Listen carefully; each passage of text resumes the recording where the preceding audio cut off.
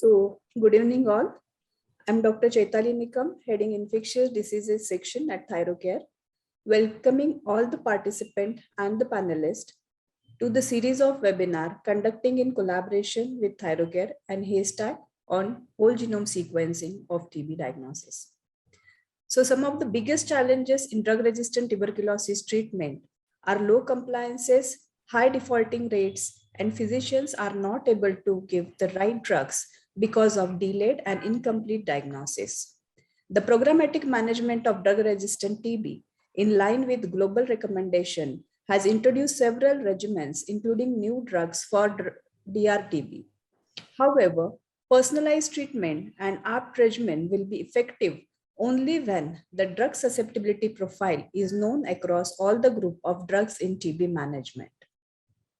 In this webinar, Dr. Prahlad Prabhudesai will be discussing about MDR-TB diagnosis and also presenting through case studies how whole genome sequencing or NGS is enabling personalized treatment. I welcome Dr. Prahlad Prabhudesai on board. To introduce Dr. Prahlad Prabhudesai, he is having immense 25 years of experience. He is a fellow of American College Chest Physician. He is a member of European Respiratory Society and Indian Chest Society. He is a course director for bronchoscopy at IMMAST. He is running Pratibha Prabhakar Pulmonary Rehabilitation Center successfully in Goregaon. And he's done around 50 plus publication in national and international journals. And he has written chapters in respiratory medicine books. I welcome Dr. Prahlad Prabhudesai on board, sir. Also, I welcome Dr. Anirvan, who is a founder and CEO of Haystack. After completing his PhD in MDR-TB molecular epidemiology under Dr. Nargis Mistry, he did postdoc in TB genomics at University of Oxford.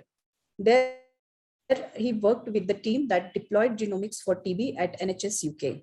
He further did a postdoc at Technical University of Denmark, working on genomic surveillance of a global AMR. Prior to founding Haystack, he was a scientist at IIT Bombay, working with Professor Kiran for developing culture-free metagenomics of novel viruses. I welcome Dr. Anirvan on board. So there are a few rules for the chat box or asking the questions. So you can put your questions in the chat box through the session. Mentor the speaker name along with the question to whom you have to ask the question. Moderator will announce the questions one by one. If you want to ask the question by yourself, please unmute yourself before asking the question, or you can raise your hand. So whatever the questions which will be unanswered in the session due to time limitations will be answered and answers will be shared via mail. Over to you, Dr. Prabhudesai. Thank you very much.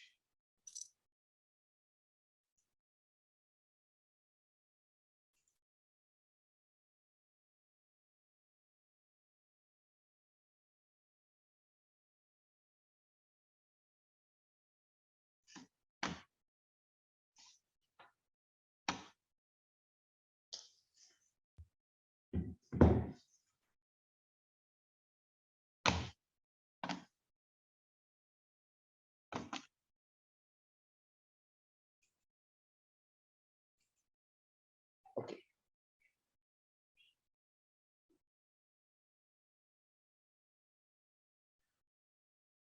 I think the pulmonary tuberculosis is, and the multi-drug resistant tuberculosis pulmonary as well as extrapulmonary is a real challenge. And if you see last 3-4 years, every year there's some changes which is happening in the management of tuberculosis at WHO level as well as the national level.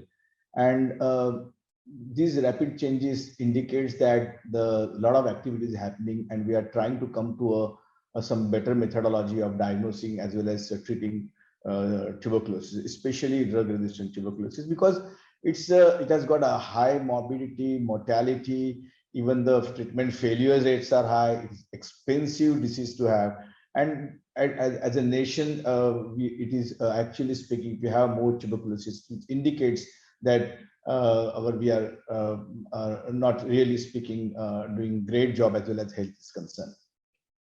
I don't want to go into the depth of the overall tuberculosis milestones, but if you see that the milestones which have happened from 2007 to 2012, where the solid cultures replacing the line pro assays and molecular studies, and then in 2012 to 2017, the national strategic plan introducing the CBNAT and universal drug susceptibility testing as a national policy, introducing newer drugs like bedaquiline and delamedine. And till 2020, we have the national strategic plan for even 2017 to 25 for ending TB, okay, at a national level, with introduction of TruNAT and universal drugs sensitivity test and shorter and longer multi-drug resistant tuberculosis regimen. So this all indicates that a lot of happening in the field of tuberculosis, especially in the national level. I don't want to go to the epidemiology, but yes, you can see that there are, it's a 10th, the top 10 causes, TB is one of the top 10 causes of death, and more than 1.7 billion people who are having approximately 22% of the whole population is suffering from tuberculosis. And globally, 500,000 new cases of rifampicin resistant. Out of that, 78% have confirmed MDR-TB. WHO aims that to reduce the worldwide tuberculosis incidence by 90% until 2035.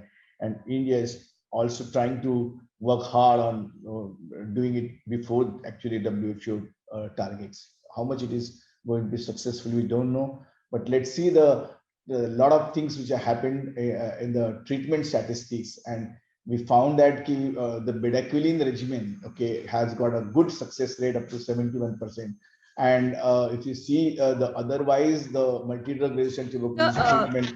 Request you to please, sorry to disturb you, sir. Can you please share your PPT in presentation mode? It's in. Oh, just a minute. It is actually in the presentation mode.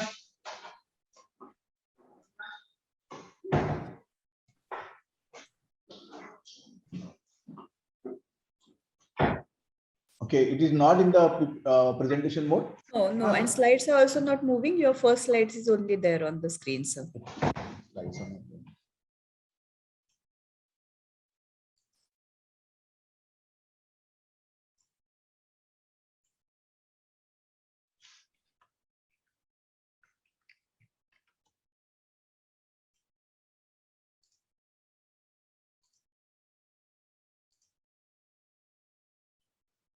Perfect. Is going? Yes, sir. Yes. Okay. Okay, fine. So, well as the tuberculosis, National Tuberculosis Control Program is concerned, if you see, there's a lot of happening in National Tuberculosis Control Program. A lot of NAT sites have opened from 2007, 2013 to 2019 and 2020, if you see.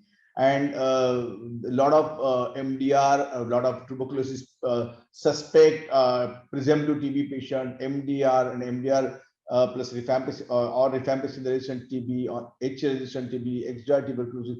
We have every year we have trying to pick up more and more. And the real problem happened in the COVID time, when there is a sudden National Tuberculosis Control Program affected severely, and we found that the lesser amount of patients we actually picked up during that time. Okay, so this is something which is have hampered the tuberculosis control program significantly. The COVID is concerned.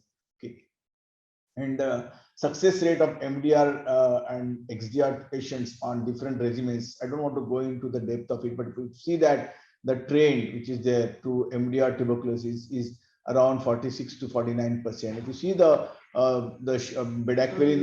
bedaquiline regimen, you see that there is a very good amount of success rate, and you see here the H resistance success rate has, is showing increase. Surprisingly, the XDR tuberculosis has gone down during this 2019. So the National Strategies Program plan from 2017 to 2025 is basically to prevent, detect, and treat. Okay, and build challenges with build the infrastructure basically to take the challenges. So there is a challenges as well as prevention is concerned. There are diagnostic challenges and there are therapeutic challenges. To understand few things like infection, TB infection means these are the patients who have no symptoms, but just like a latent tuberculosis. Okay, they generally do not spread the disease. Right, tuberculosis disease is where the patient has symptoms. Okay, and that is where they generally have they are infectious to the others. Presumed to TB is referred to the person who have symptoms and signs of tuberculosis, and presumed to drug-resistant tuberculosis, where patient who is eligible for rifampicin resistance screening at the time of diagnosis or during the course of treatment for either drug-sensitive tuberculosis or H monoresistant or polydrug-resistant tuberculosis, we suspect clinical failure and we suspect drug-resistant tuberculosis. 80% of the TB are pulmonary and 20% are extrapulmonary. Drug susceptibility testing referred to in vitro testing using either phenotyping methods, remember. So phenotyping methods, we do the susceptibility testing, while genotyping method, we find out drug resistant testing. That's a molecular technique. So this is a difference between the phenotyping and the terminologies are concerned. Monoresistance means only one drug resistance, okay, a biological specimen is resistant to one first line anti-TB drug only, okay. So H monoresistance where it is resistant to rifampicin, INH only, and rifampicin is not confirmed or is sensitive. Rifampicin resistant is whose biological specimen is resistant to R, detected using phenotyping or genotyping method, with or without resistance to any other anti-TB drugs. Okay, and in MDR we have INH and rifampicin resistant, and polydrug resistance means a TB patient who has got biological specimen which is resistant to more than one first line anti-TB drug other than both H and R. So this is how the MDR is, H and R resistance. Pre-XDR tuberculosis is Mycobacterium tuberculosis strain. These are fulfilling the definition of MDR or rifampicin resistant TB and also resistant to any of the fluoroquinolones. Okay.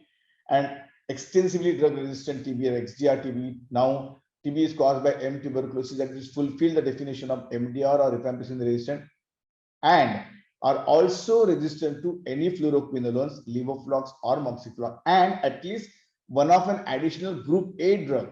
Now the group A drugs have changed, we'll come to that, which includes either bedaquiline or linezolid. Interestingly, here the aminoglycosides and they are not included over here now when we talk about the extreme drug resistance. So extreme drug resistance is a terminology where they use is H and R resistant, fluoroquinolone resistant, and also either bedaquiline or linezolid resistance. So this is something which can change.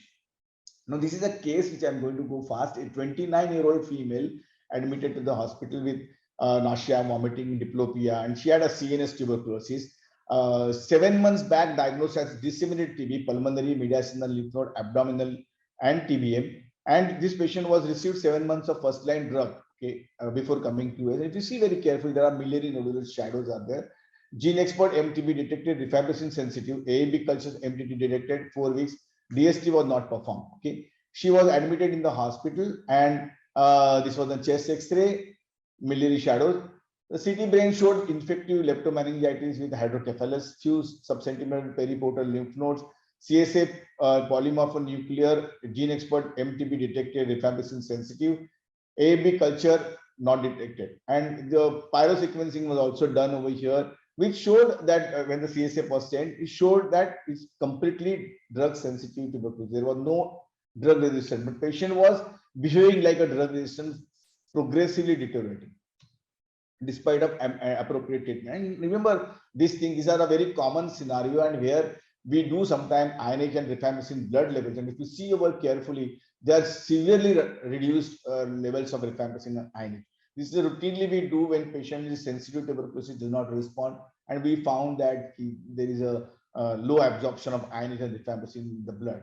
Okay, and this patient was put on the second line drugs only because it is like INH and rifampicin not going to work, and we also have given a higher dose of INH and rifampicin just to cover. And later on, we tested the H and R level with the higher doses, and they are little borderline coming to the level which is required. Okay, so we continued the second line therapy in the patient.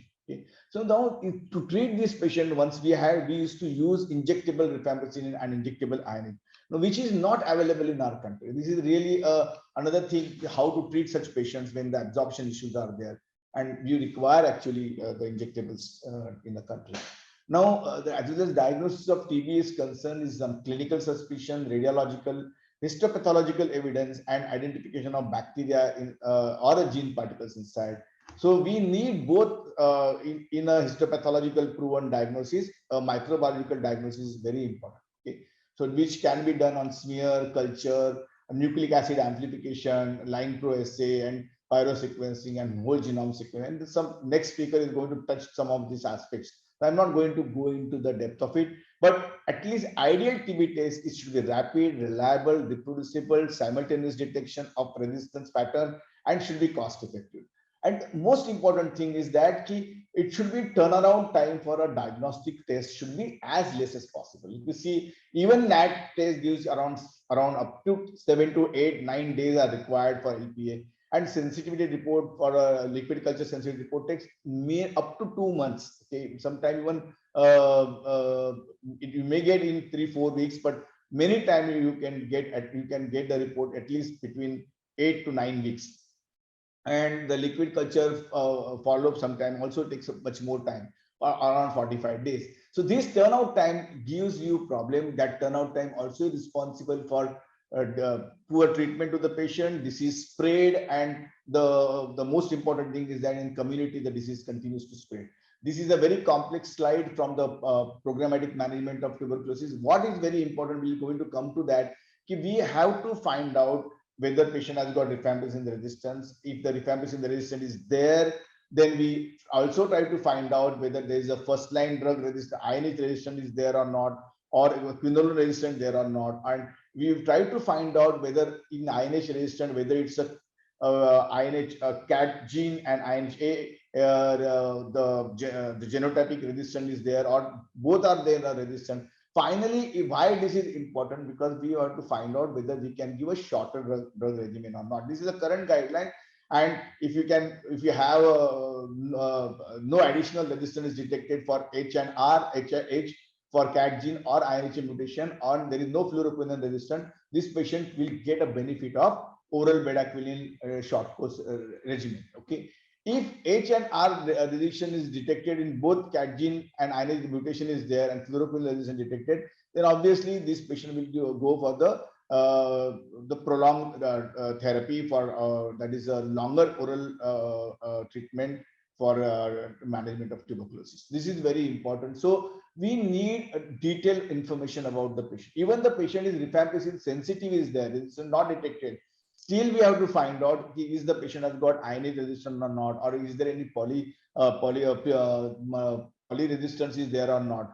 And so, in short, those group of patients today in National Tuberculosis Control Program, many times rifampicin resistance not detected, they straight away put to our first line drug, but you miss many times the INH resistant and some other drug resistant. That finally leads to if you don't detect H resistance early, then we finally rifampicin resistance also is developed in this patient, and the disease spreads. Okay, that's why that is the reason where MDR is increasing.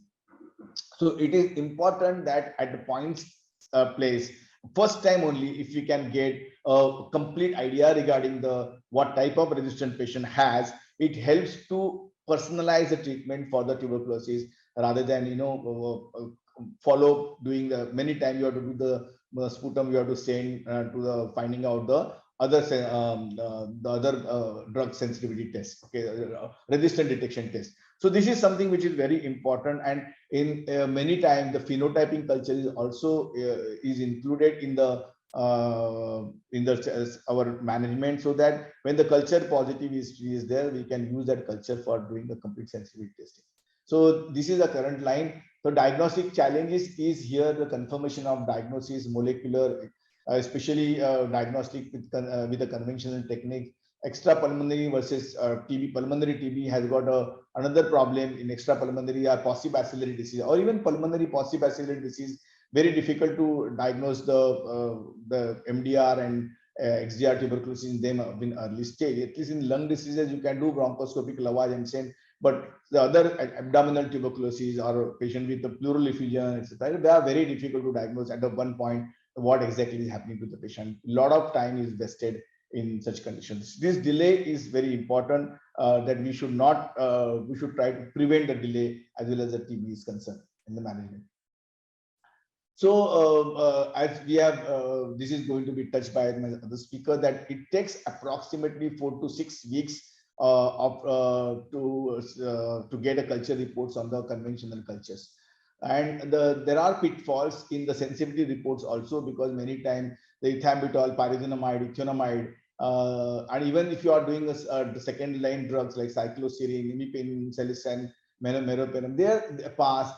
Their sensitivity pattern is not reliable. Okay, and we many times have to depend upon our empiric line of therapy when you are planning to put the patient on the second line therapy.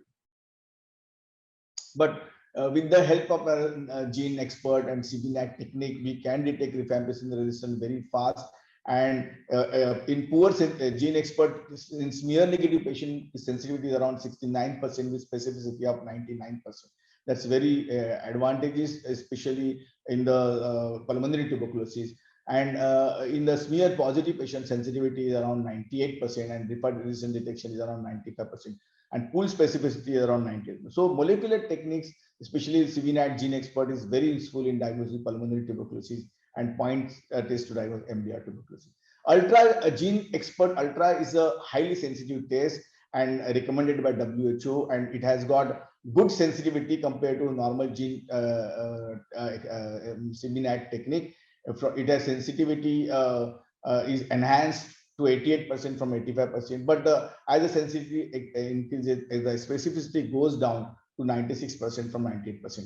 So it can even detect the dead maxilla. So that's a drawback of a gene expert ultra. TrueNAT is nothing but a chip-based micro real PCR based assay for TB. Basically, turnaround time is 1 hour. It is more of a, you can say, that made in India, and it is cost effective. It's cheaper compared to the other technique.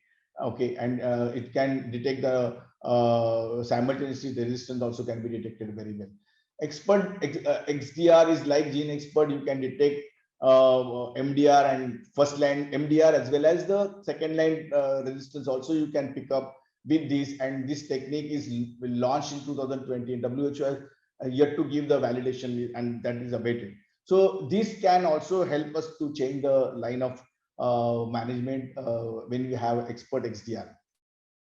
Line Pro assay, as you are aware that the LPAs are basically initially started for rifampicin, but later on INH and rifampicin, CAT gene and INH gene.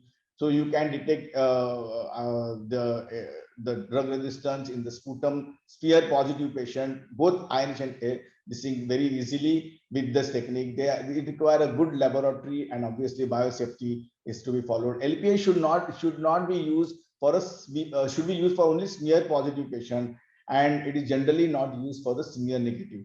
And it's very important that for extra pulmonary also, when the possible bacillary, the LPA tests are not really recommended.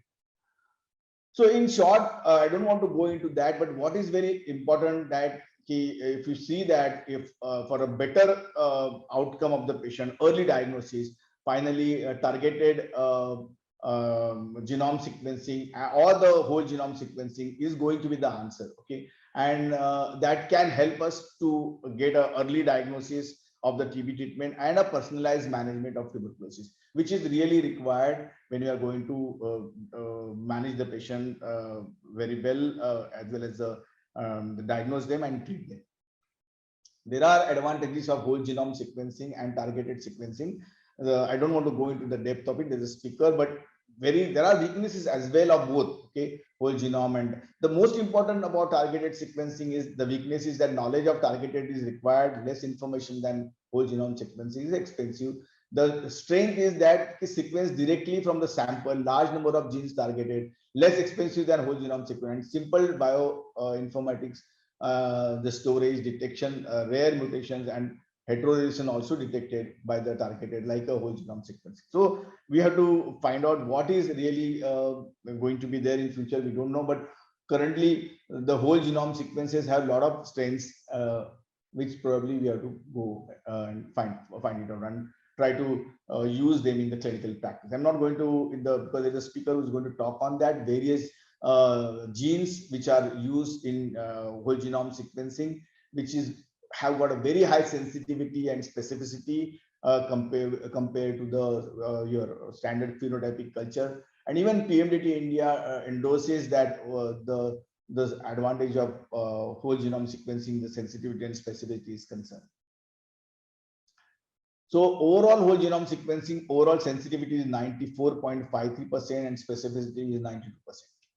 So WHO endorses, okay, the lot of LPA gene and LinePro and those things. And there are a lot of emerging technologies are going to be there, which are be in the future, and they are but they are not yet available, but they will be endorsed soon, and which can help us to solve at least some of the diagnostic challenges. And if you see that from smear has got a sensitivity of 69 to 69%, specificity is very high, 97 to 98.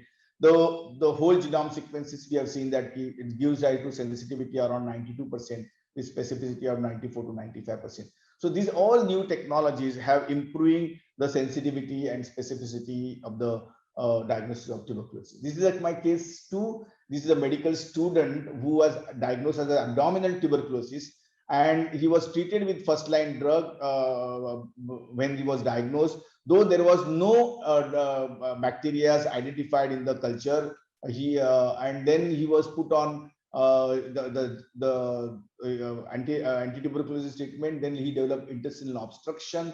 He was operated, and then the specimen showed gene expert negative. The histopathology showed TB, but culture was also showing no growth. So this is a real problem. And afterwards, when he had continuously having a low-grade intermittent type of fever, after 18 months, he developed a pleural effusion, okay, and which pleural effusion, which was exudative, polymorphonuclear. His gene expert was negative, AB culture was negative. So that fluid was sent for AB culture, and finally, after this was this CT images of the lung. You can see that thick pleural fluid, and his culture later on grown M tuberculosis, after almost 18-19 months of the initial. This is a real problem. And afterwards, this patient, we went to pyrosequencing, and we found to have rifampicin and INH resistance. Okay, he has an INH resistant to CAT gene. The INH A was resistant, not detected. Fluoroquinolone resistance was polymorphism was detected, not usually associated with resistance. So finally, we have to plan this patient treatment as per the rifampicin INH detected and resistant detected. So we put him on a newer bedaquiline line of therapy, and he's under treatment currently.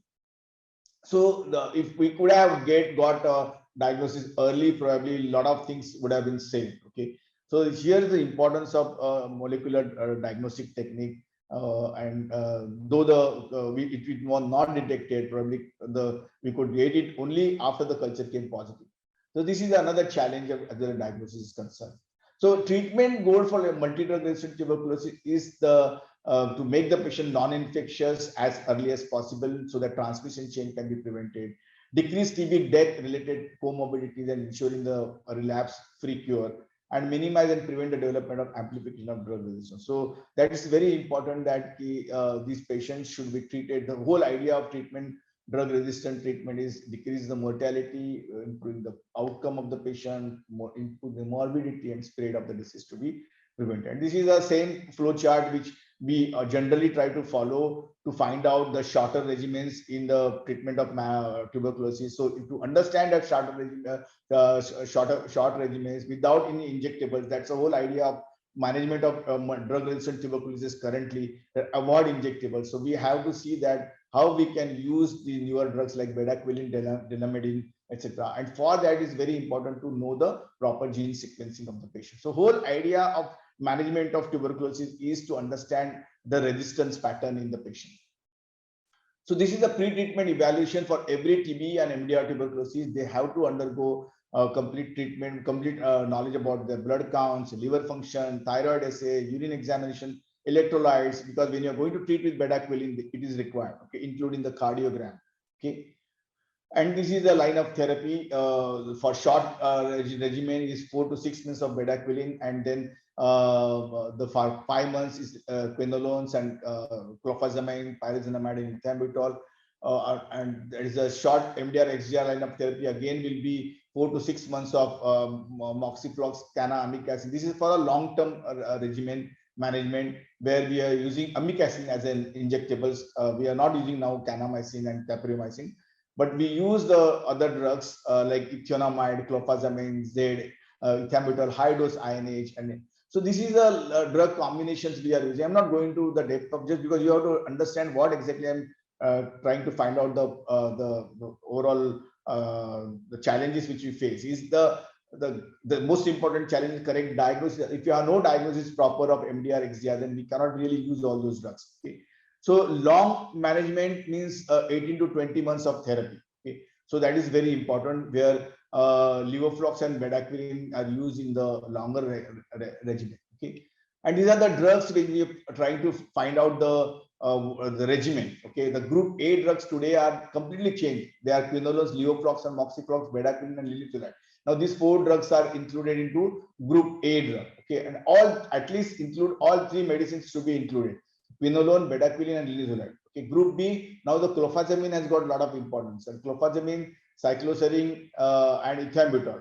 Okay, so ethambutol come to group C. So at least one from one of the medicines, either clofazimine or cycloserine, we have to include in the regimen. And if to complete the 6 drugs, we pick up the drugs from the group C. In that group C, we have ethambutol, delamidine, pyrazinamide, imipenem celestine, meropenem, or amikacin, ethionamide, prothionamide, and PAS. So out of that, whatever the drugs which I have, then we come and we combine together and try to use the make a regimen for the patient. So when we talk about the personalized regimen, how we generally plan is to understanding the drug resistant pattern and selecting the drugs. So overall, short-term regimen is for approximately around 11 months, and long-term comes to around 20 months. This is another important thing, that the role of surgery. Okay, and that's a again challenge. The reason is that I personally feel that this is a best modality of therapy in some patient who can be completely cured of drug-resistant tuberculosis. Surgical resection is an adjunct to chemotherapy for a localized lesion. Okay, partial resection is preferred, not the pneumonectomy, because it causes morbidity to the patient. And careful selection of the patient is most important thing.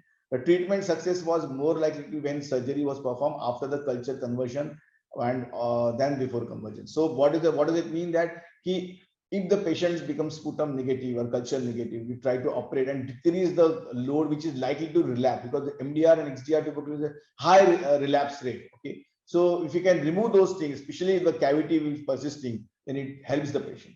It reduces the bacterial load, lessens the resistant bacteria in the patient, improves cure, reduces the relapse, reduces the spread of to others, and reduces the bacterial load, makes the patient feel more positive. So, you are free of infection. That feeling that once patient is to tell me, sir, I am now free of my infection. So that's something great feeling they have. And this is something which is very important for the patient, that he is free of that resistant tuberculosis germs. This is a patient who is a bank manager, diabetes, and he had a hemoptysis, and this was a shadow in the lung, which was sputum positive, and this he was put on first. This was era where when the gene expert tests were not available, and sputum positive, he started on first line drug, and he partially responded. He gained weight to some extent, but fever persisted, remember. And if you see there is a partial response to therapy. Because of the fever, we started empirically second line therapy planning after understanding the whole treatment history of the patient, what he's received in the past, etc., and all that. And we planned the therapy with injectables. Okay. And then afterwards, there was a very good response to our second line treatment regimen. But received 120 injection of kanamycin, good clinical radiological, sputum became negative.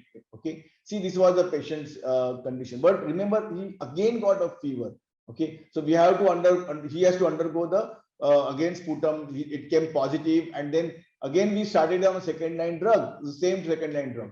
Okay. This is a X-ray picture of the CT scan picture of the patient showing a persistent cavity despite of second line treatment. So he responded in the beginning, but CT showed a thick wall cavity. Okay, And this patient underwent a upper lobectomy, right upper lobe and middle lobectomy. So he benefited with the upper middle lobectomy. He being diabetic, remember, if you see very carefully, this patient has got some lesions over here, left side, okay, though the right was showing cavity. So diabetic patient, they have again chance of relapse happening. Okay, so this is a post-operative case where the upper lobectomy has been done, good response, but you see there's some shadows over here on the left side. Okay, so he again becomes symptomatic despite of being treated. See, now the lesion has increased again on the left side. So he was again scoped. We found out the sensitivity report, again changed the line of therapy. I'm not going to the detail of it, just to understand what exactly surgery means. Okay, and here this is a cavity. Now we subjected him for surgery for the left side also, left upper lobectomy. See what happened. Here the bedaquiline was just started, and on compassionate ground we could acquire bedaquiline for this patient and it was added to the regimen. Okay, after the second lobectomy is done, see, this is a picture of his X-ray. It's completely clear X-ray, and it is still clear. Okay, 2013, today is almost 10 years. Okay, 11, 9 years. So you see that there is a bilateral lobectomy done, and he is completely off disease now. So right time surgery, if the patient you do with a proper background regimen, if you give, patient can get cured completely from the dreadful disease, despite being immunocompromised due to diabetes. Okay, diabetes. This is another patient, Carpenter, who has got these shadows in the lung, sputum persistently positive and going fast. His cavity increasing. He was on the second line of therapy, resistant line of therapy. Despite of that, there was a persistent cavity, and he had a hemoptysis. That was the main problem. Okay, and this is a cavity. So with the hemoptysis. So now we decided to go for a pneumonectomy, lobectomy for him. But what happened is that he had an extensive disease and he landed up with the pneumonectomy. Okay, and this was a bronchopleural fistula he developed afterwards. Okay, so he was having persistent sputum secretions coming from the thoracic cavity. See, there's air fluid level. So surgery went on very well, but he developed a bronchopleural fistula because he has a disease on the other lobe also. And he had a most important thing was the sputum positive persistent. So whenever we operate patient who is sputum positive to decrease the respiratory load, there's a chance that this patient can develop a bronchopleural fistula and like this. Okay. Then he underwent a thoracoplasty. These are the another challenge. What to do? We never just say leave it the patient like that. No, we subjected this patient for a thoracoplasty and see what happened now. He is completely cured of disease. His sputum has become negative. Though there is a deformity, he is living with a normal oxygen and normal carbon dioxide. Okay. So after, say, now today is 2021, after 5 years, 6 years, he is still doing very well. So sometimes the surgery can cure. This is an important thing is that this is a treatment challenge is concerned that we should use the drugs which are there, like bedaquiline, delamidine, and other drugs. But these are the these drugs have got side effects. Okay, so we have to understand that the duration of therapy you have to have personalized.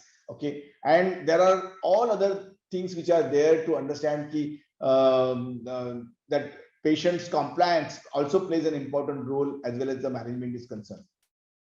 Okay, the compliance issues is another challenge. Okay, and in this group of patient, keeping the patient adherent to the drug line of therapy when they are taking for 2 years or 2.5 years of treatment is very difficult. Okay, and that is the whole reason that we are coming to a shorter regimens in managing the MDR treatment so that the compliance will be better. Heteroresistant is another challenge. Okay, when you are treating, what is the heteroresistant means? The heteroresistant means coexisting susceptible and resistant bacteria existing in the person, either in the same area of the lung or maybe a different area in the lung, or it may be if there are MDR tuberculosis, which is multi-organ involvement, then there may be hetero in multi-organ area also. Okay, so maybe lung may be sensitive, brain may be resistant. This is possible. Okay, but generally heteroresistance is found in around 5.38% of drug-resistant tuberculosis, and this is how the heteroresistance can exist in the same area, same lung or the body. And this is something a challenging thing because you miss the diagnosis and then the patient doesn't never responds to your line of therapy. If you can diagnose heteroresistance early, probably whole genome sequencing has got a role to play over there. We can probably treat them very well in the beginning, and obviously that leads to a proper control over the patient's tuberculosis control, leading to lesser amount of spread of disease and lesser amount of latent tuberculosis developing in the contact people. Okay, So I feel there are diagnostic and therapeutic challenges from current diagnosis to timely diagnosis, and struggles for the extrapulmonary tuberculosis diagnosis. And there are whatever the dilemmas there of molecular and conventional techniques, we have to solve that. And there are therapeutic challenges, devising the correct regimen for the patient, delaying the delay due to the cost, availability of drug. Today, a lot of drugs are not available still in our like the clofazimine is not available for the outside people. Delamedine and bedaquiline not available for the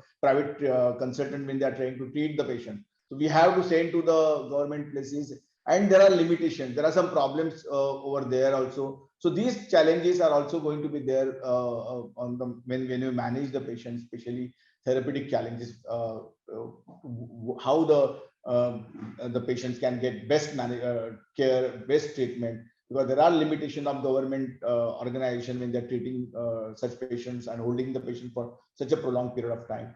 So this is something which, when the public and private consultants, when they're treating tuberculosis, if they come together and solve these therapeutic issues, availability of drug, etc., and all that, then probably these challenges can be faced very better. Okay, so summarizing that, MDR-TB continues to be a real challenge, and the phenotyping cultures won't lose their place in a diagnosis of algorithm. Better, reliable, rapid molecular tests are needed at an hour. But why I'm saying phenotyping culture, because these backup cultures helps us to get like what I discussed in one of the case. Whole genome sequencing is a promising new modality, and newer anti-TB drugs like bedaquiline and delamedine, etc., should be accessible to the private sector. That's very important. So early diagnosis and prompt short course is a key to the success. That's very important. Thank you. Thank you very much, Dr. Prabhu Desai, for such a elaborative and brainstorming talk. There are lots of questions for you in chat box, so we'll take the question after Dr. Anirvan's talk. So over to you, Dr. Anirvan. No, thank you, Dr. Chitali. Again, Dr. Prabhu Desai, a really amazing talk covering a wide spectrum of the entire pathway of a patient. I'm not so sure if I want to keep you away from the questions that people are posting here. I'll try to make this quick because you've actually touched on almost everything. And what I really loved is the place where you said to make the patient non-infectious. And that is very important, not only for the patient, for everybody else around the patient. And that, I think, is the key for us to be able to control tuberculosis in a way where prevention of tuberculosis and prevention of transmission becomes an integral part of the way we treat tuberculosis. Taking off straight into whole genome sequencing, we are in 2021, and in 2017, the Public Health England had started using whole genome sequencing. This was the announcement in 2017. It had almost started using it in 2015, and it's been 4 years. And in India, we are still facing some of these issues where the patients have to identify the right doctor to arrive at, like Dr. Prabhu Desai, to be able to get resolution from very complicated cases. And given that there are around 30 lakh known TB cases in the country, what we need is how can we bring the right diagnosis to the patient, and not bringing every patient down to the referral centers. When we look at the current state of diagnosis, which is extremely elaborate, but as Dr. Prabhu Desai said, it is extremely repetitive, and it takes a long time to arrive at all data points. When we were doing this validation, we were looking at more than 100 patients. A few of them, as you can see here, each row is a patient, and the columns are the readouts from either a gene expert or a first-line LPA or a second-line LPA or a midget liquid DST. What we find here is a large number of the data points are blue, where we do not have any information. And this is the basic problem of having incomplete diagnostics, which is not aiding our clinicians to take early decisions and take right decisions very early on. When for these same patients we did whole genome sequencing, this is how it started looking like. All the drug resistant patterns were completed, and we were also able to identify strain level information, which becomes very interesting when we try to deduce heteroresistance. And those are some of the things which are clear advantages in whole genome sequencing. The holy grail, of course, for the entire tuberculosis community is to stop defaulting. Now, there are several chapters and papers written on defaulting, on why does a patient default. What we must also try to acknowledge, and this was a global paper, and it is not just a state in India, what was found that the reasons to loss to follow-up, especially for drug-resistant cases, that only two-thirds of the patients, MDRs, are diagnosed. Of them, 3/4 are actually treated, and only half of that is cured, which means 75% globally, 75% of MDR remain untreated or inadequately treated. And the delays is at the patient level, at the diagnostic level, at the treatment level, at the therapy level itself. And all of this needs to be acknowledged and addressed as we go along. What happens when we give a patient a therapy which we expect it to be the global standard, as we know, a multi-drug therapy? A multi-drug therapy is supposed to resolve the patient from the disease, because even if there is one drug which is resistant, there are other drugs which can actually have an effect on resolving the infection in the patient. But then when we are looking at multiple drugs which are resistant in a patient, there are two problems that we are creating. One, we are giving a multi-drug therapy, which in effect is not a multi-drug therapy. That is the problem number one. The second problem is, when we are giving a therapy where drugs are already resistant to, we are enabling the bacteria to evolve and get resistant and acquire resistance to other drugs. So there are two problems that happens when we are giving a therapy where the complete readout of the resistance is not available. And that is why the algorithms today are emphasizing on universal DST. This was one of the reasons why the whole genome sequencing and next generation genome sequencing was put out with the complete guide, technical guide by the WHO. And this was a landmark moment for tuberculosis, almost as big as the GeneXpert moment for TB diagnosis. Since then, there are several studies, and now we are running into hundreds of studies which have come forward to identify the mutations which are associated with resistance. We have been doing some of these work in Mumbai here, but if you look at the total quality of publications and research that has happened, it has now enabled the world to move into molecular methods in the most earnest way possible. As Dr. Prabhu Desai was saying, there are several drugs in which liquid DST itself is not reproducible. And that is where molecular technologies are coming in really, really handy. If you see some of the journals, the New England Journal of Medicine and Lancet, where now there are thousands and thousands of clinical isolates have been sequenced, and the mutations associated with drug resistance. One of the early papers which I was part of in Nature Genetics was at that point of time, I think 2013, looked at 6,500 genomes. Today, I think the world has already looked at more than 40,000 genomes to identify the patterns of drug resistance, which can be reproducibly and with extreme specificity be attributed to drug resistance.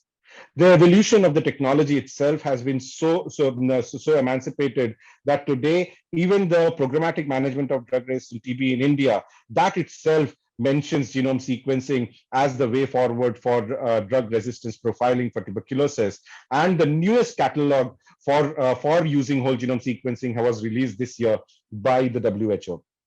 What you're seeing here is one of the excerpts from this year's PMDT guidelines, where they clearly say that uptake of genetic sequencing is likely to play a very important role in the TB diagnosis. The challenge is being the ability to do this in a TB lab, and to be able to do it in a cost-effective manner. With ThyroCare, these are some of the issues that we have tried to overcome. ThyroCare is one of the leading labs in the country when it comes to TB diagnosis in liquid DST, in LPA, and GeneXpert.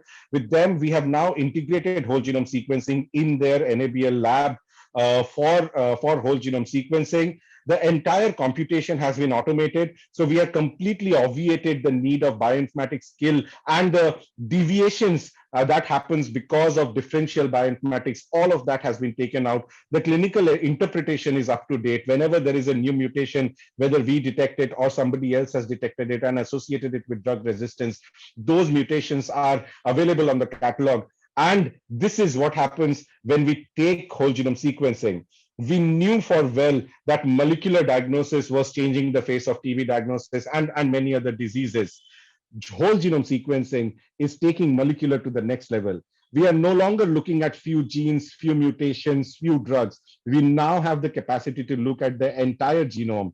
And when we look at the entire genome, we are able to understand heteroresistance. What you are seeing here is some of the base data that we use to create our whole genome sequencing report. I don't want to take you through this, but what you're seeing here is lineage data, is species data, is phylogenetic data, along with drug resistance data, which is superimposed to find out if there is heteroresistance in a sample or not, and how should we call it out. So what is it that we're trying to bring? We're trying to bring more accuracy and more comprehensivity very early on for the TB patient. While large number of TB patients in India are susceptible and they get treated, the problem lies in patients whom we are not able to treat because we are not able to identify the complete comprehensive drug resistance profile. And this is what we are trying to change. What we have been able to do is we have tried to maintain a culture step in the whole genome sequencing process. This enables us to sequence only the live bacilli. That gives us tremendous context for patients who have had long treatment and are likely to have dead DNA from dead bacilli. We don't end up sequencing them. We sequence them and provide the entire report, which right now covers 18 antibiotics. This is a list of mutations which is ever growing on our catalog based on all the publications that is happening all over the world. We are able to identify heteroresistance very clearly. We are able to identify heteroresistance at the level of number of reads and number of mutations that are there. So even if there is a minor variant with resistance, we are able to identify that. On the right side, the table that you give, I suspect this table is people are going to start using it like the LPA bands, where we give the mutation, we give the confidence, we give the drugs, and we give the depth of sequencing, and clinicians are increasingly using that to make the right choices and reconcile it with the clinical history of the patient. We are also able to detect non-tuberculosis mycobacteria if there is if that's the infection. We are able to identify it at the species level when we do whole genome sequencing, and these are the intrinsic qualities of whole genome sequencing. As it stands today, these are the mutations that we screen for and provide in the report. There are more than 500 mutations that we now look for these 18 drugs. And while we put out the report basis of the WHO catalog, there are several clinicians who reach out to us to resolve some more clinical observations on their table. And if we find some novel mutations, some gene deletions, which are not yet in the catalog, we actually communicate that to the clinician themselves directly. And there have been several cases where we have found the entire gene to be deleted, which would never be captured in any other form as we know it. So coming to it again, what we really want to enable is early and comprehensive diagnosis. Obviously, if there is a rifampicin resistant patient in some of the high burden areas in India, whole genome sequencing enabling universal DST is the way to go forward. But several clinicians have already indicated, even in rifampicin sensitive cases, we need to understand the entire universal DST, and that is where whole genome sequencing can be extremely useful to you. And this is now made possible and accessible by ThyroCare almost nationwide. At the end of the day, this is state-of-the-art technology which is now available in India. This is the kind of technology that I worked as a postdoc at University of Oxford. This is the kind of technology that is used in several countries like Italy, France, USA, and many other places. And actually, even in India, some of the leading labs in India already use whole genome sequencing in their own discretionary ways. What we are trying to bring is bringing the state-of-the-art technology to India and start reducing the genomic DST. As we said, we do a primary culture, so that time is still embedded in our turnaround time. But once the primary culture is done, we sequence the DNA and reduce the entire time required to do the clinical DST on a liquid DST platform, and yet have a readout which is increasingly becoming more and more accurate. Already surpasses the accuracy and the sensitivity and the specificity of culture DST for many drugs. And right now, there are several drugs in which molecular is actually the way to go forward for understanding universal DST in a TB sample. Thank you.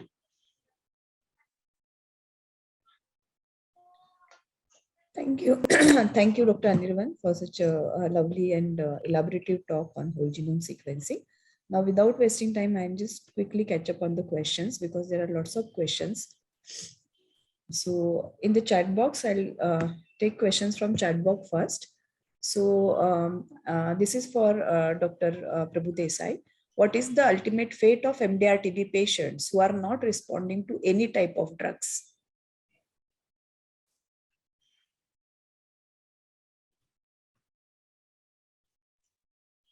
Well, I think first of all, there are patients who do not respond at all completely. They slowly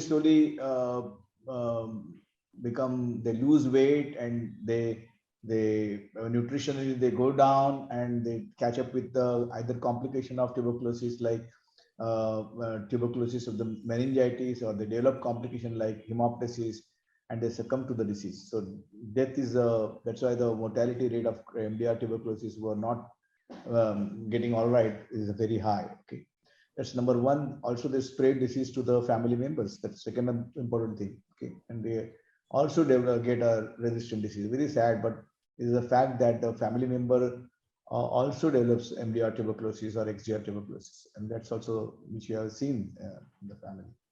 So not only patient dies, but even the family members, they suffer. They die economically. Also, they die. Okay, though the government gives free treatment for tuberculosis, MDR tuberculosis, other expenses are very often very seen, and in fact they have to go to private doctors and hospitals for the care. So they also so economical death, and you can say that the family get bankrupted many times because of the cost, and patient also dies. So thank you, sir. Second question is also for you. MDR TB only affects pulmonary system or more systems involved? If antibiotic like azithromycin, how many days should be continue with or without rifampicin or others? If patient not bear for diagnosis for MDR TB, then how to maintain it? This question is for from Dr. Wasimullah Haq. I think if you see the definition of multi-drug resistant tuberculosis, is ionization and rifampicin resistance. And obviously, in the line of therapy, if you see very carefully, which are azithromycin, clarithromycin, these drugs have no role to play. So they are out. So we don't use azithromycin and clarithromycin to treat tuberculosis. There are very standard line of therapy. I given you A group, B group, and group B, group C. You have to select your TB drugs from that when you are treating. Thank you, sir. Third question is from Dr. Madhur Joshi. He wants to know utility of whole genome sequencing in clinical practice. So, well, I think more than me, my colleague will answer. But I feel the whole genome sequencing gives you a very early diagnosis of drug-resistant MDR tuberculosis, XDR, pre-XDR, and we can personalize the therapy. The time, lot of time is wasted in coming to a diagnosis of drug resistance, which we can prevent. So obviously, a whole genome sequencing is, if you use it for treatment of tuberculosis and drug-resistant tuberculosis, patients, the disease spread also can be reduced, and patient will get the treatment in right time. So I think a lot of things we save actually. So it's a best way to manage. Thank you, sir. Anirvan, you want to add something on this? Yeah, sure. I think I can take this along with one more question, which is on the same lines. Where do you place WGS in diagnosis for DRTB in treated MDR cases? What I would urge people to see, look at is whole genome sequencing is not a magic pill. And as I was trying to say, it is an evolution of a molecular technology. The molecular technology very early on started with InnoLipa, then went into CBNAT and GeneXpert, then Haynes LPA and pyrosequencing and targeted sequencing. The base concept is the same.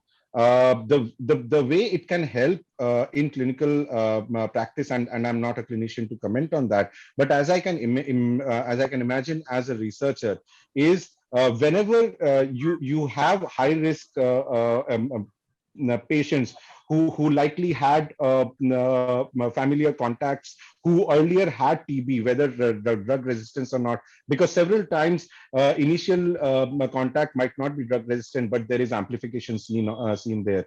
So where whole genome sequencing can help is because it gives a comprehensive picture very early on.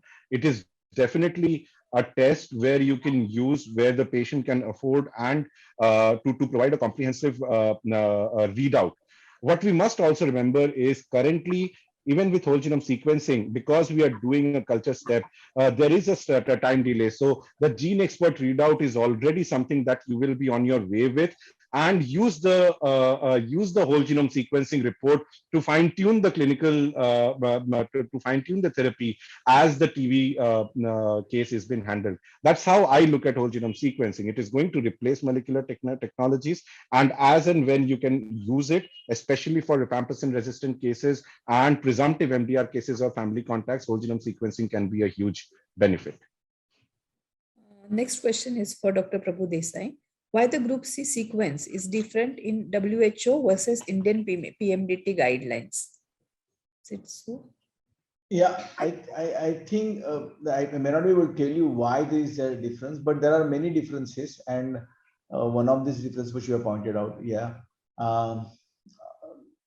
we have to adapt some of the guidelines which have been given by the WHO to our country. There will be some differences.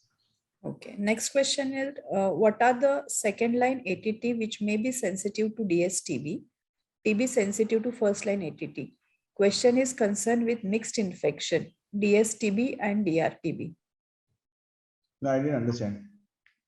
This is from Namerkam Singh. You can unmute yourself and ask your question.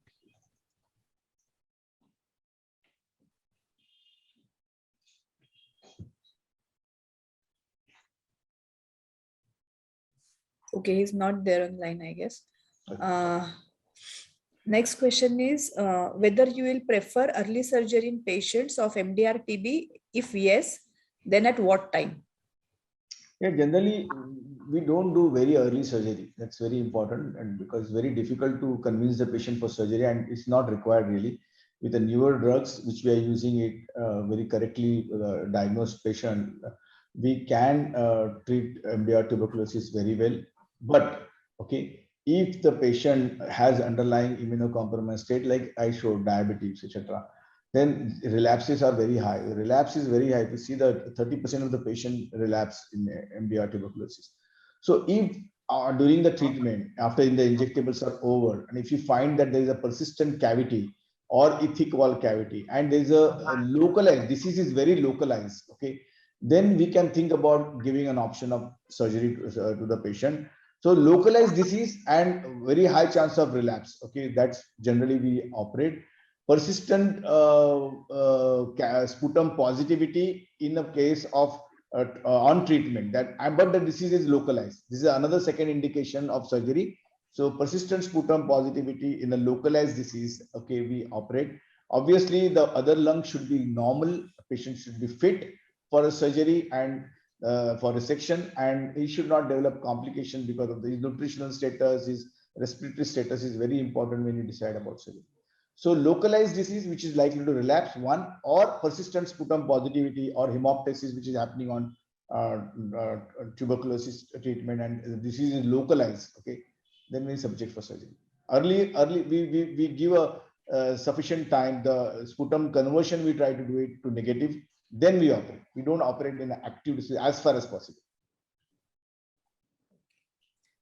Is multi-drug therapy always successful in all tuberculosis patients? Can steroid be accompanied along with usual anti-TB drugs?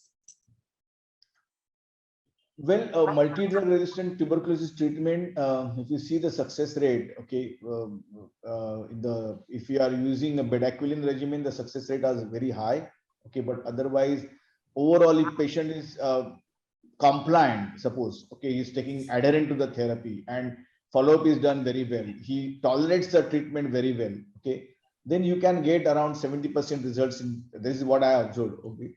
But our main problem is that being the duration being prolonged, the relapses, adherence, compliance is problem. Okay, that's number one. The toxicity itself also is responsible for giving. We have to compromise the therapy, and hence the relapse rates are very high.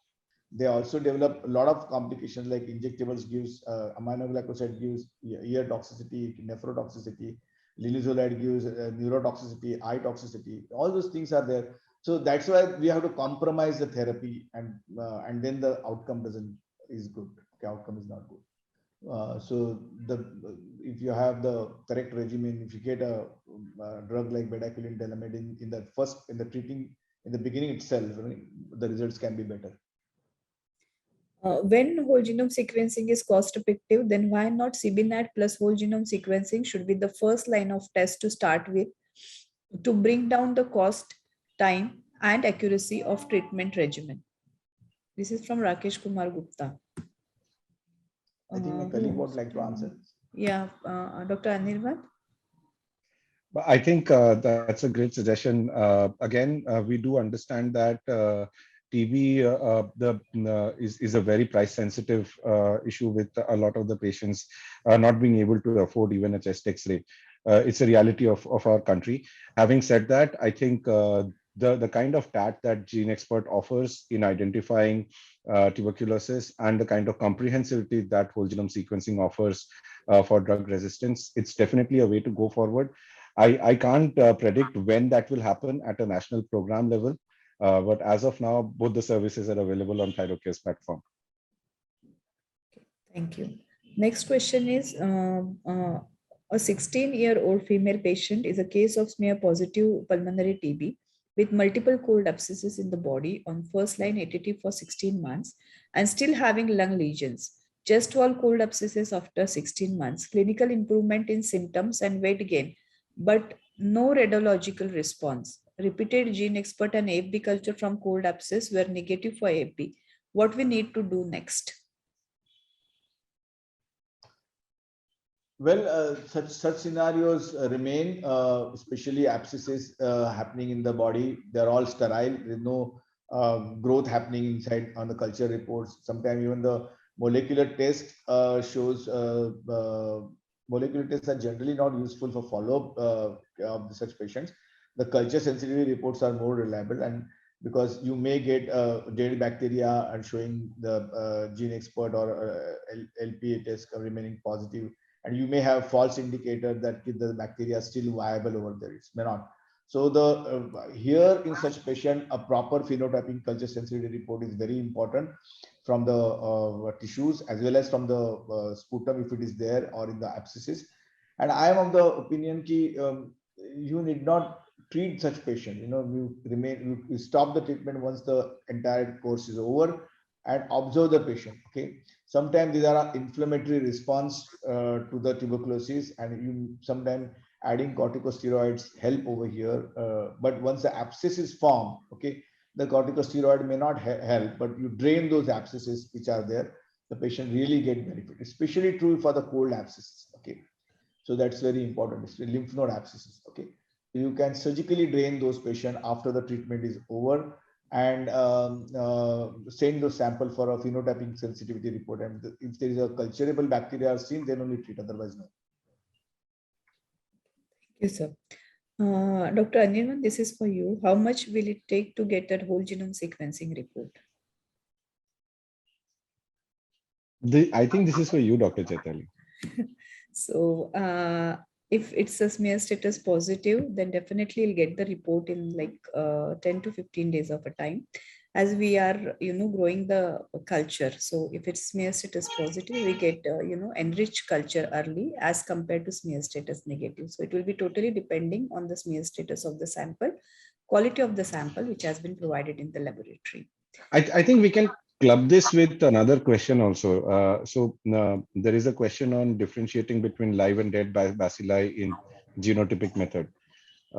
Because there is a culture going is being done before whole genome sequencing, we're definitely sequencing live bacilli, and that kind of takes increases the turnaround time, and the rest, as Dr. Chetali said. Yeah.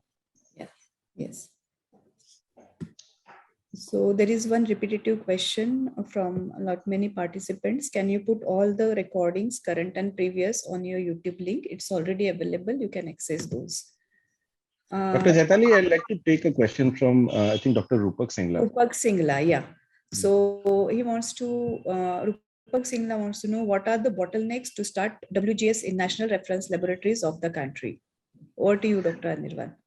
I think we are in an amazing position for some of these questions to be answered quicker than we thought, given COVID has already increased a lot of genome sequencing all over the country. There are 6 laboratories where the whole genome sequencing has been set up within the National TB Elimination Program. As a startup working in genome sequencing and having worked in genome sequencing for the past 10 years, one of the challenges which I see is scaling up. Scaling up of genome sequencing is a challenge because it requires automation at dual levels. It requires a huge amount of automation for processing of samples in a batch and taking it to genome sequencing, and requires tremendous amount of computational skill and power to be able to take that batch of data and push out the reports. This is the challenge that I think once the decision has been taken to scale genome sequencing, that is where the challenge is going to be. Right now in the national referral laboratories, I think they're setting the entire benchmark for how whole genome sequencing will be taken up by the national system. So thank you, Dr. Anirvan. Next I want to ask you one question. Yeah. To decrease the delay in the diagnosis, especially for pulmonary tuberculosis. Okay, we many times send smear, then the gene expert, or then again LPA, etc. Can we have a 1 point test where we ask the laboratory to do a TB workup, okay, like that, and then the microbiologist over there take a call on that. Okay, he talks to the family member and understand what is really required, and he will decide or she will decide whether gene expert to be done or not after seeing the smear, or LPA to be done, or a whole genome sequencing is required, or whatever it is, and the phenotyping culture is compulsorily sent to all patients. Okay.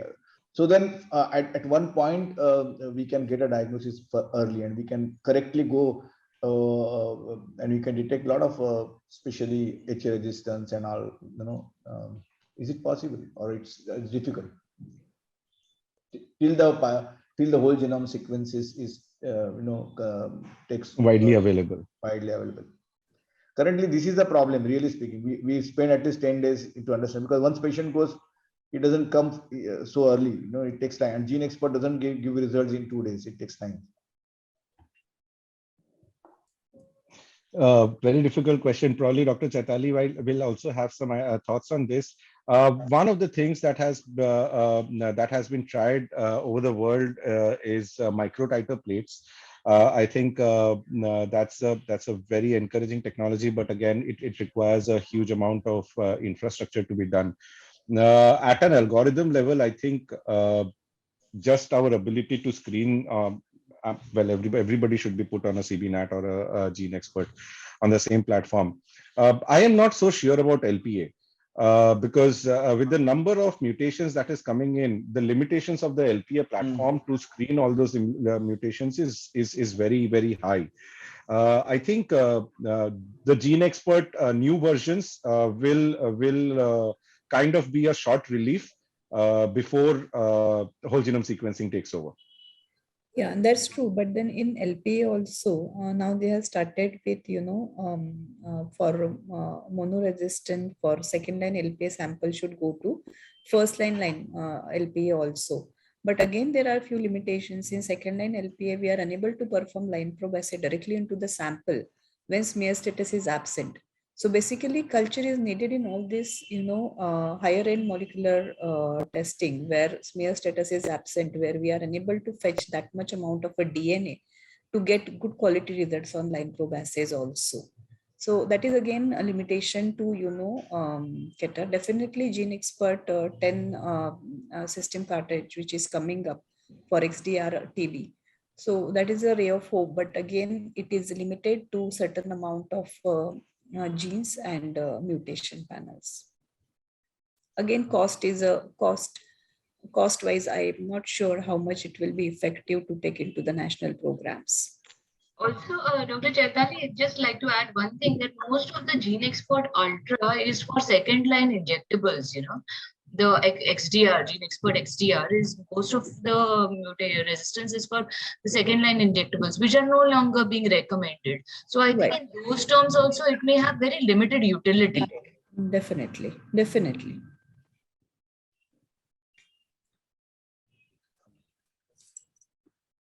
I don't think we gave any better answers to Dr. Prabhu Desai, but what we are trying to look further and further is how much we can reduce the turnaround. At the end of the day, I think it's about turnaround time, given the TB patient. Exactly.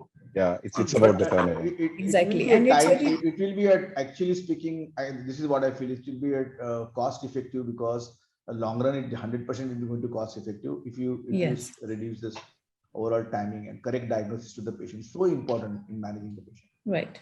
Absolutely. Next question. A female patient aged 30 years completed shorter MDR regimen after 6 months, have symptoms and diagnosed as MTB plus CAT-G. Is it possible? Durga Prasad Nadi Sethi, if you are here, please unmute yourself and answer your question. You can ask your question.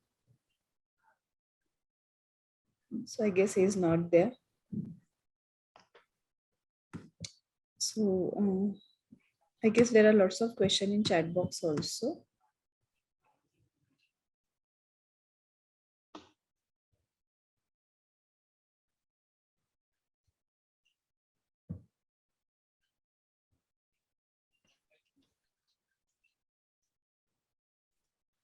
There's one question. Can this whole genome sequencing be used in NTM? Yes.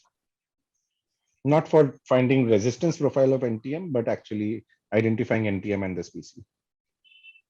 So there is another TAT for WGS, which we have been already discussed about. One question is for Dr. Prahlad. So what are the second line anti-TB drugs which may be effective in drug sensitive TB?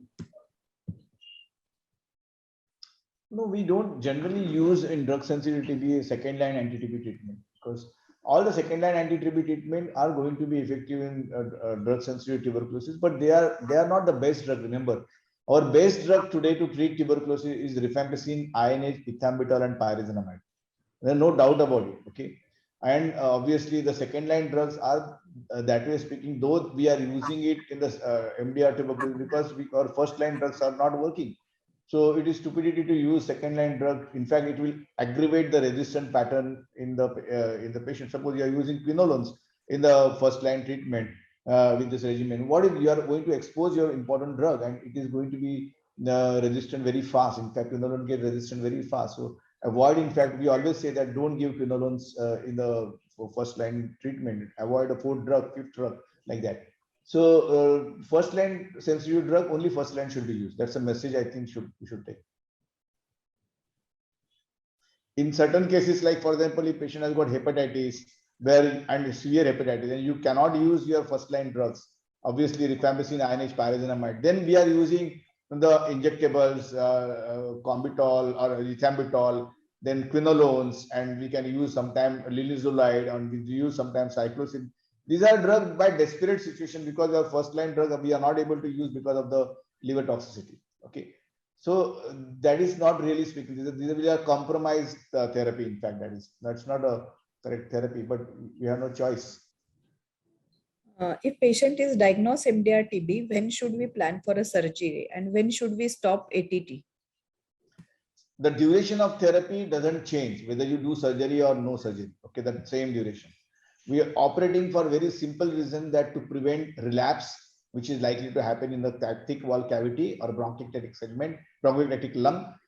Second, we operate them when the sputum smear culture is negative because complication of surgery is less. Bronchopleural fistula is the chances are lesser. So we operate them when they are negative.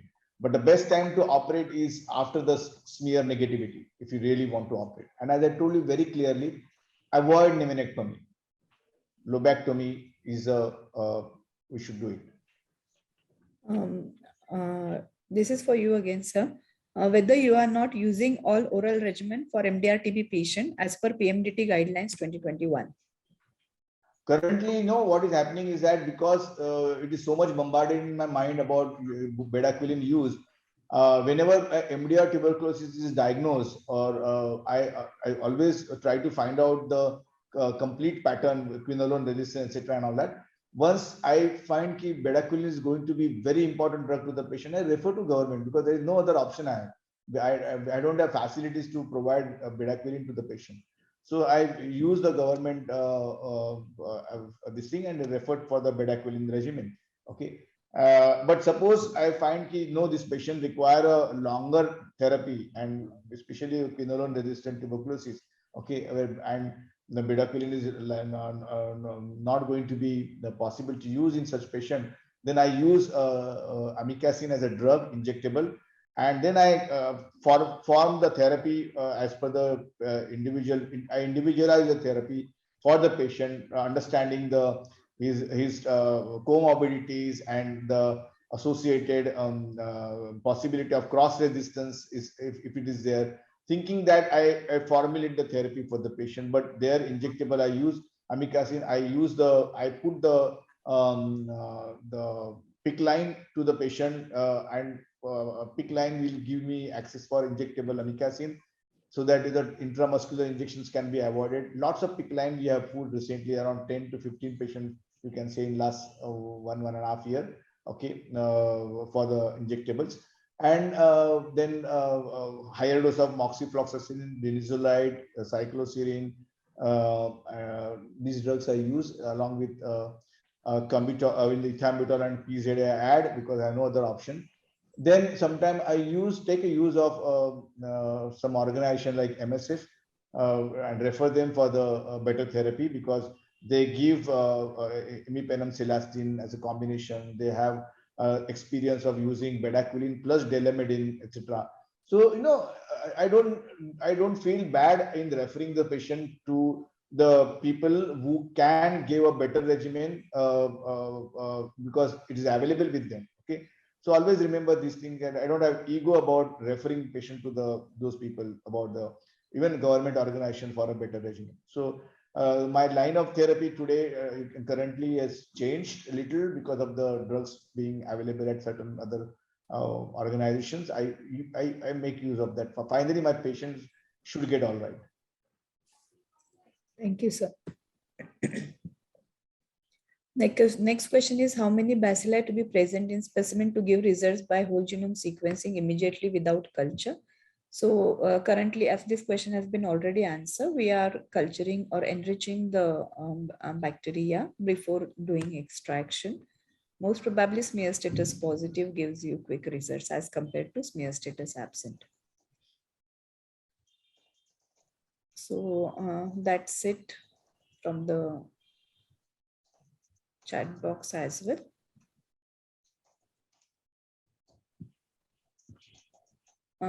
There are two more questions newly added. What do you give in place of linezolid and clofazimine when patient is not tolerating in bedaquiline containing longer regimen? Bedaquiline containing longer regimen. Yeah, linezolid toxicity like neuropathy and hemoglobin dropping and eye toxicity is there high. And then once I reduce the dose to especially from 600 milligram to 300 milligram and see how patient tolerates that or not. That's number one. So I think patient's body weight is very important, and your dose has to be really adjusted to the patient. Linezolid, sometime I reuse also. I restart again with a smaller dose if it is going to be used. Okay. Clofazimine, I think I have not seen much toxicity except the skin, which is not really, I'm worried about. We have to educate the patient psychologically. They are depressed because of the color being changed, but it's an important drug. And generally, clofazimine is very sensitive. Many times clofazimine is sensitive. Generally, it is also, you should understand, if clofazimine sensitivity is there, then bedaquiline is likely to be sensitive. Not that it is 100% true, but yes, it is likely. So in such patient, bedaquiline really works if clofazimine sensitive, and if you have done a bedaquiline sensitivity test, then well and good. But as well as the drugs are concerned, LNZ, linezolid is toxic. No, I agree with you completely. Aminoglycoside are toxic, okay, especially hearing point of view. But I sometimes, compromise that. I ask my patient whether you would like to accept it or not, okay, regarding hearing loss to some extent. I understand that, but curing this, they are good drugs, no question about. We are used for many years aminoglycosides in the second line treatment. I don't know, suddenly I still don't wish to stop them in my regimen. Okay, so this is what I answer is clofazimine. I'm not worried. After 1 year, 2 year, 1.5 year, color comes back. It takes time, yes. Maybe sometimes take 2 years also, the color to come back. This question is on zoonotic, potential zoonotic sources.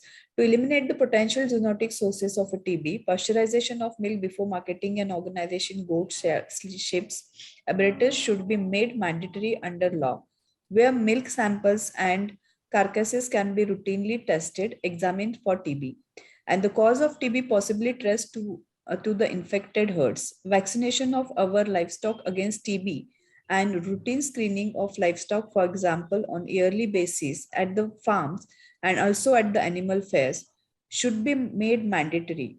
Our fight against TB will be incomplete without considering this zoonotic aspect of the deadly disease. Your comment, please. Do you have any comment on anyone? No, I think zoonotic disease means he's talking about bovine tuberculosis, right? Yeah, right. I think it's a completely preventable disease. You pasteurize the milk and obviously the milk product, okay, which are pasteurized milk, they are using it. Obviously, I've not seen actually, really speaking, that is a real problem. I've seen brucellosis, that is the main problem, but not really speaking bovine tuberculosis. Probably. So, yeah. Yes, sir. So next question is, kanamycin or amikacin injections preferable in which route, IV or IM? Kanamycin you can't really give because that is mentioned on their injections itself, that can only for intramuscular use. So and anyway, kanamycin nowadays we stopped using it as per the guidelines. Everywhere the guidelines are there now, our WHO national guidelines. So we use amikacin if you really want to use it. Injectable. They're equally good, effective. Okay. Now the last question, is the discoloration permanent with Clofa? No. Takes time to the color to come back. Thank you very much, sir, for your patiently answering all the questions. Thank you, Dr. Anirvan. And thank you all the participants for your patient here. And it's a chat box full with all the good comments for Dr. Prahlad Prabhudesai and Dr. Anirvan. You must be reading it. So everyone is thanking you for your brief and brainstorming sessions on whole genome sequencing and case studies. Thank you very much. Thank you, Dr. Chaitali. Thank you, Dr. Chaitali.